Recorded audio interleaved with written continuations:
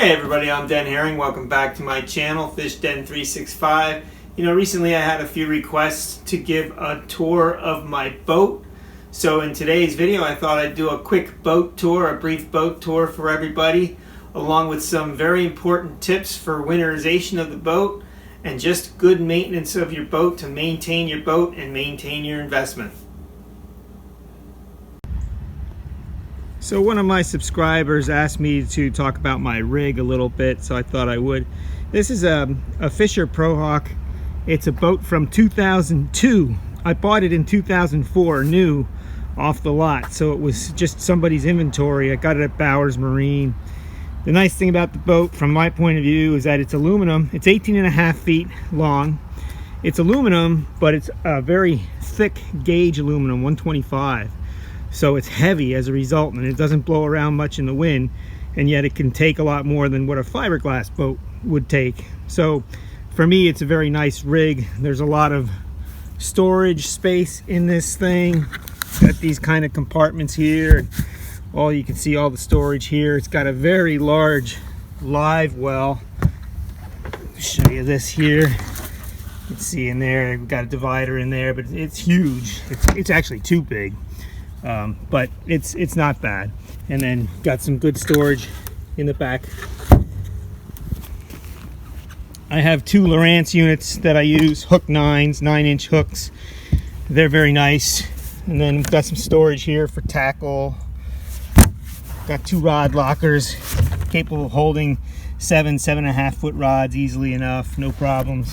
So it's a nice boat, and you can see the front of this boat is extremely wide.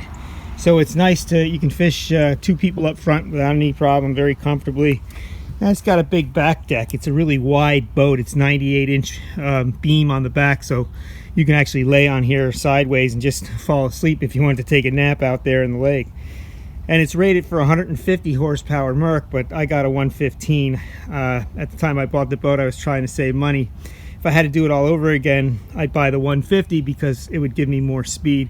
With the 115, I can get this thing to about 45 miles an hour. The fastest I ever got was 48. The conditions were just right. So that's the rig. And then I got a Maxim Minn Kota trolling motor on the front. And that's pretty much it. But it's a really nice fishing boat. I really enjoyed owning it all these years. And it's treated me very well. So we'll take you into a little bit of a deeper dive into the boat tour here. There's a compartment for the batteries. You can see over here I've got a dual pro battery charger, and then I've got two trolling motor batteries here, 24 volts total, and then on the right over here I've got my starting battery for the engine. Does a good job, keeps me up and running.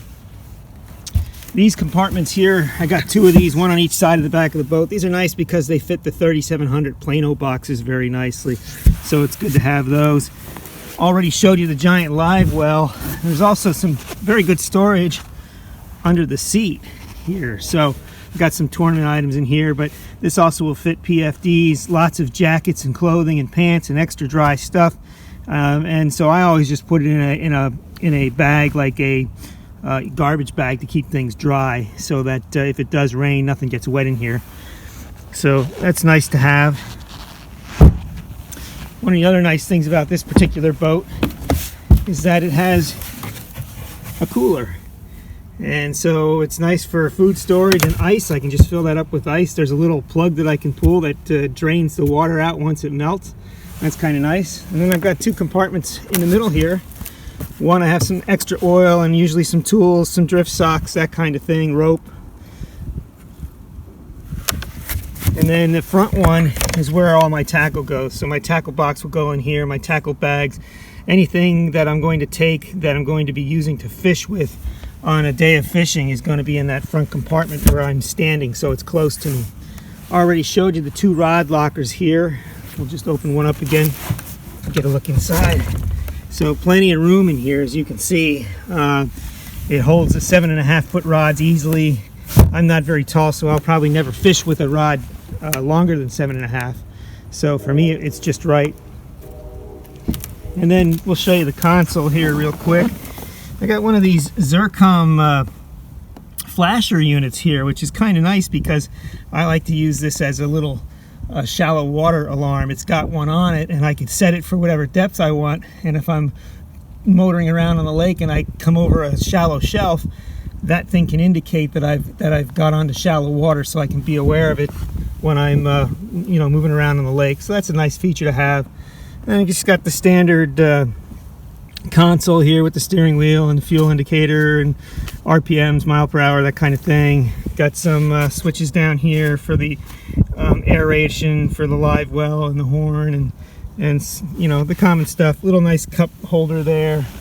But the boat, it fishes bigger than it is. It's only 18.5 feet long, but because it's so wide and it's a heavy aluminum boat, it's just it fishes nicely because of that. It handles well, and there's plenty of room for multiple anglers on the boat because of the width of the boat. So it's something that I really grown to appreciate over the years.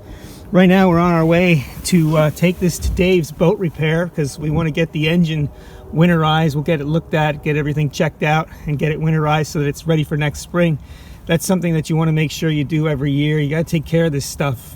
Boats, you know, there's always something that can go wrong with them, especially engines and anything that's using gas and oil. So make sure you know, if you can do that by yourself, that's great. But if you can't, make sure that you get it checked out every year or so, because you know, if you don't, it could end up ruining a day, you know, ruining one of the better days that you could have on the water because something's gone wrong and you haven't maintained your stuff. So important to do with the boats.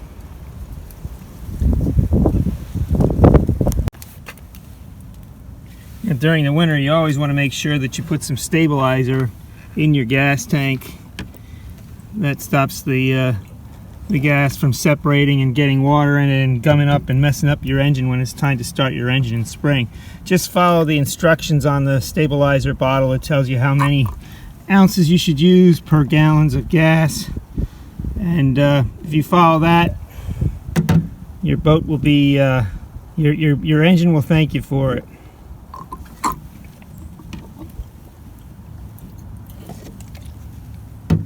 Half more. That's good. All right, that's good.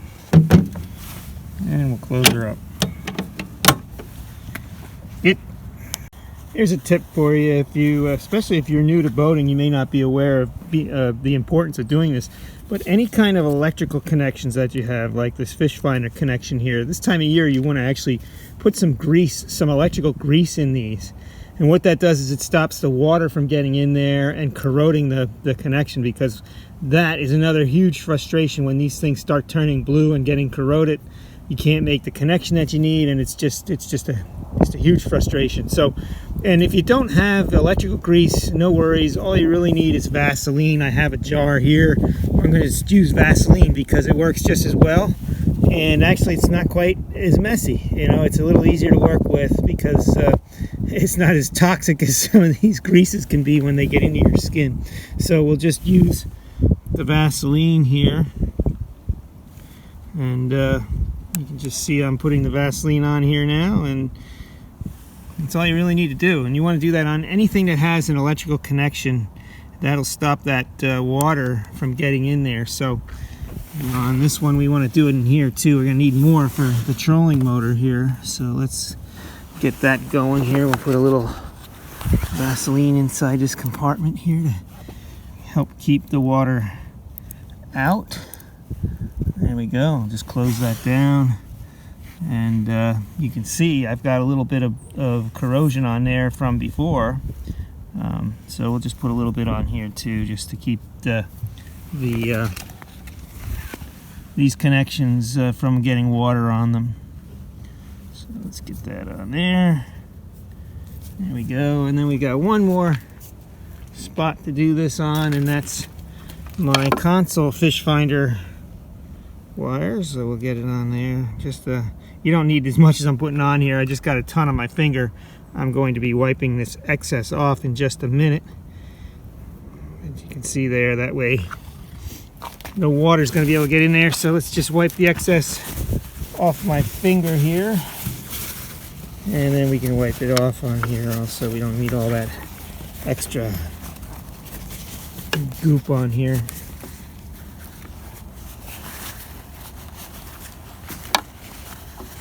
All right, and she'll be good till spring now.